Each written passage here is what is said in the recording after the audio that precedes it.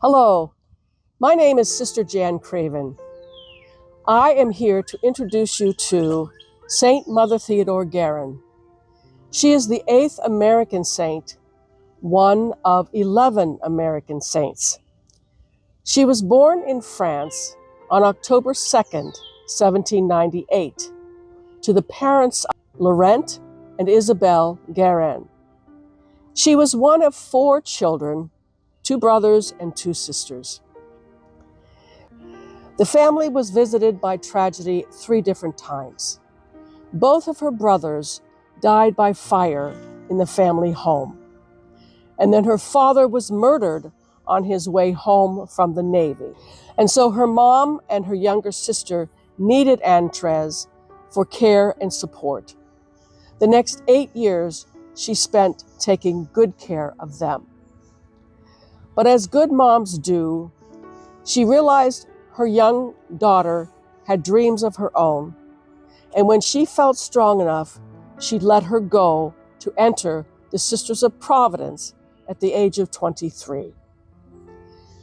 And so while she was a Sister of Providence in France, she became a phenomenal teacher. She also studied medicine and pharmacy and developed a very strong reputation among the people surrounding her and her own community. The Bishop of Vincennes visited France in order to get sisters to come here to Indiana to open up schools.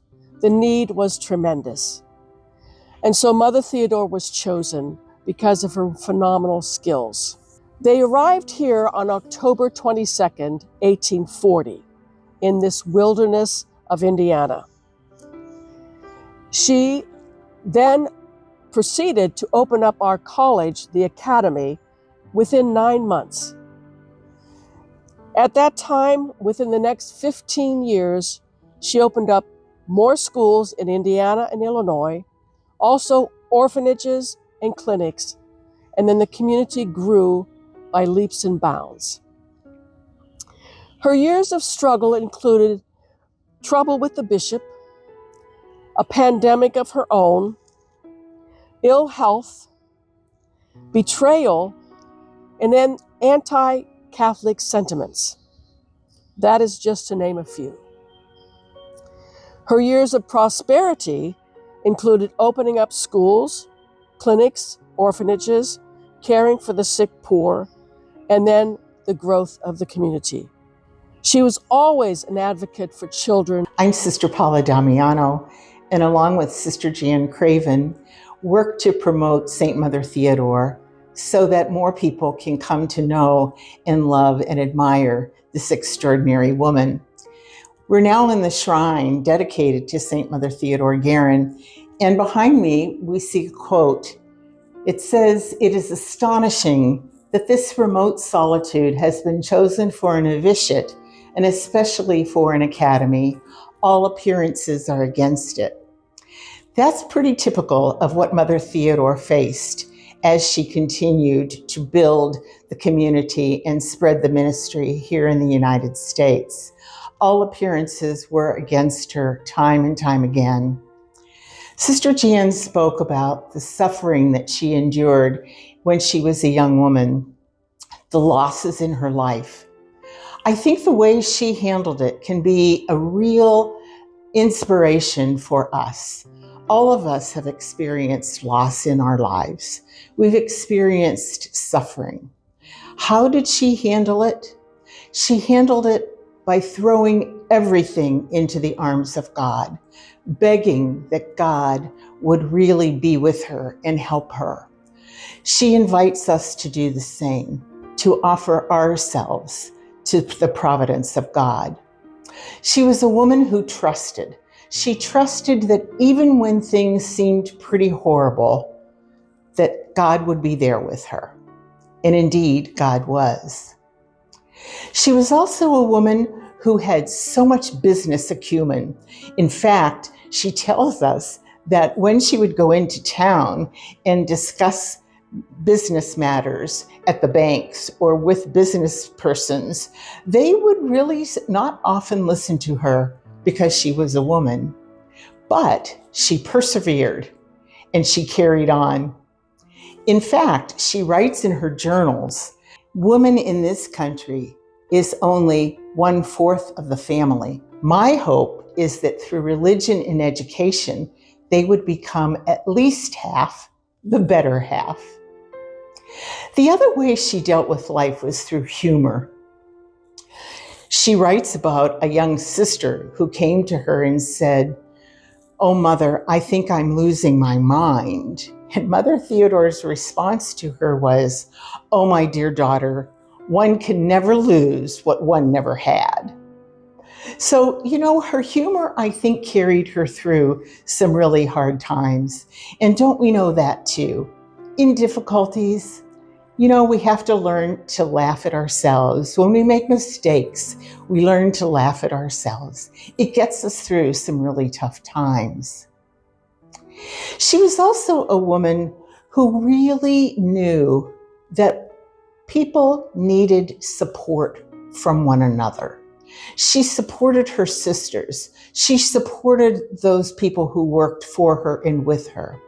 That we need support from one another too. We need to learn to depend on one another and to give ourselves to other people.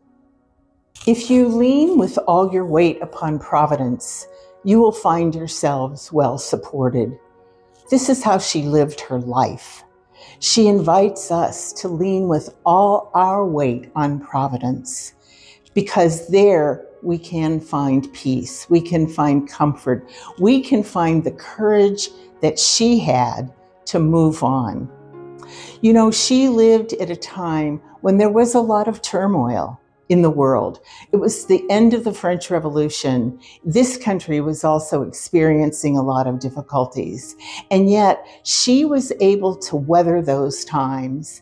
We also live in those kinds of times, and we need models to help us to know where the path can lead us, and that's the path where we trust in God's providence. She also said, "Grope along slowly. Do not press matters. Be patient. Be trustful. And if you lean with all your weight," just think about that. If we lean with all our weight upon providence, we will be supported. This is a woman who is a woman for our time. This is a woman that, even though she lived in the mid-1800s, she has a message for us. She can be a model for us. And we can pray to her. We can have her intercede for us. We can learn from her how to be women and men in the world today. We invite you to learn more about her, to learn who she is, to get an idea of her great strength, her great character. If you are a parent or if you are a teacher, one of the things she said was, "Love the children first, then teach them." I also like to think that she believed, love the children first and then discipline them. Because in fact, she knew that children needed to be loved more than anything. And is that not true in our time as well? They need love. After 15 years here in this country, she finally entered the arms of her loving and provident God at the age of 57 on the 14th of May, 1856. Her feast day is October 3rd, and she was canonized in 2006.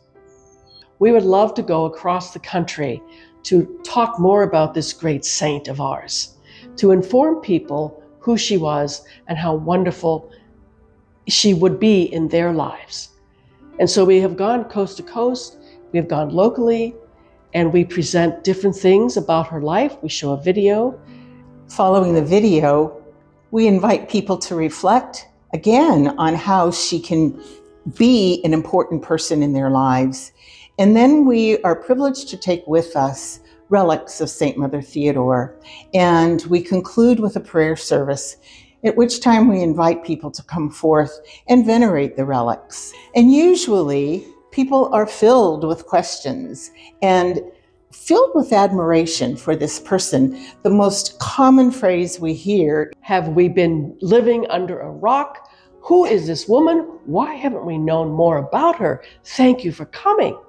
and so we'd love to come to your area of the country and introduce you to this incredible 8th American saint. To learn more, please go to thesistersofprovidence.org or stmothertheodore.org.